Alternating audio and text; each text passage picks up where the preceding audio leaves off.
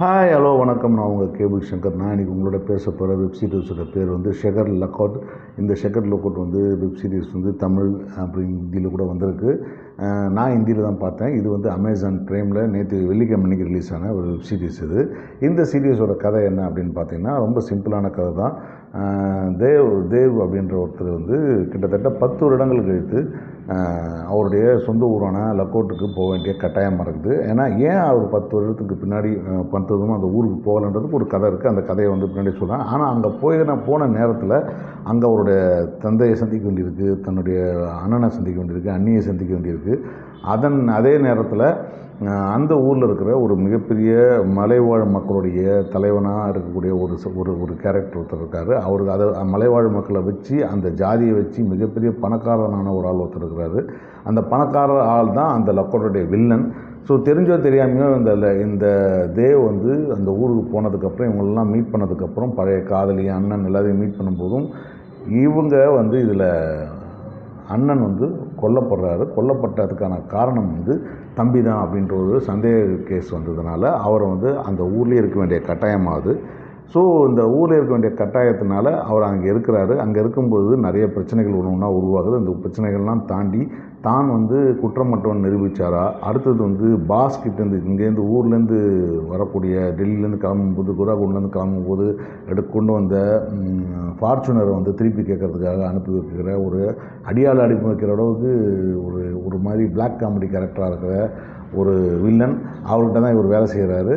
இவர் வந்து அவங்கக்கிட்டேருந்து தப்பிச்சாரா, பெரிய தாதாவாக இருக்கிற கைரவ் அவர்கிட்டேருந்து வந்து நிறைய பிரச்சனைகளில் மாட்டிக்கிறாரு. அந்த பிரச்சனையில் தப்பிச்சாரா, பழைய காதலி வந்து கைரவோடைய கீப்பாக இருக்காங்க. அதையும் தாண்டி இவங்க மேலே ஒரு லவ் இருக்குது. அந்த லவ்வில் அதை வந்து இந்த ஊரை விட்டு போயிடலாம்னு நினைக்கும் போது போக முடிஞ்சுதா இல்லையா, கடைசியில் இது என்ன ஆச்சு, இந்த பிரச்சனைலாம் வெளியே வந்தாருன்றது தான் இந்த சீரிஸோட கதை. இது ஒரு நல்ல வழக்கமான த்ரில்லர் தான். இதில் ஒன்றும் எக்ஸ்ட்ரானரியான கதை அப்படின்லாம் சொல்ல மாட்டேன். ஏன்னா ஒரு சின்ன ஒரு விஷயம் இல்லை, ஏன் இவர் லக்கோட்லேருந்து வெளியே போனார், எதனால் அவர் ஜெயிலுக்கு போனார், அவங்க அம்மாவுடைய சாவுக்கு தான் காரணம்னு நினைக்கிற ஒரு விஷயம் இருக்குது. அந்த விஷயம் இது மூணுத்துக்கும் வந்து ஒரு சின்னதாக ஒரு முடிச்சு போட்டிருக்காங்க. அந்த முடிச்சு வந்து ரொம்ப சுவாரஸ்யமான முடிச்சு.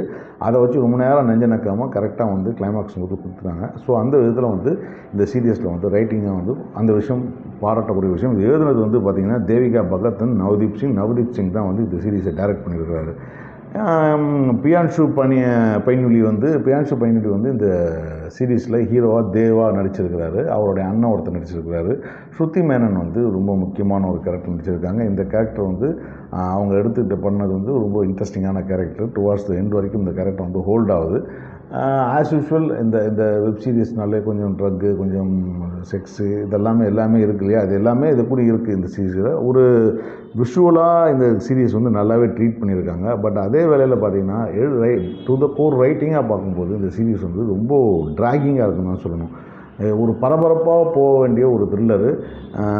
அந்த பரபரப்பான சீன்லாம் லெத்தார்ஜிக்காக எடுத்து கொஞ்சம் ஒரு மாதிரி ஸ்லோவாக அங்கே எங்கேயாவது ஒரு காமெடி பண்ணணும்னு நினச்சோ, இல்லை வந்து அந்த சீனுடைய அப்சர்ட்னஸ் சொல்லணும்னு நினைக்கிறதுக்கு ட்ரை பண்ணியோ கொஞ்சம் வந்து ஒர்க் அவுட் ஆகாமல் போயிடுச்சுன்னு தான் சொல்லணும்.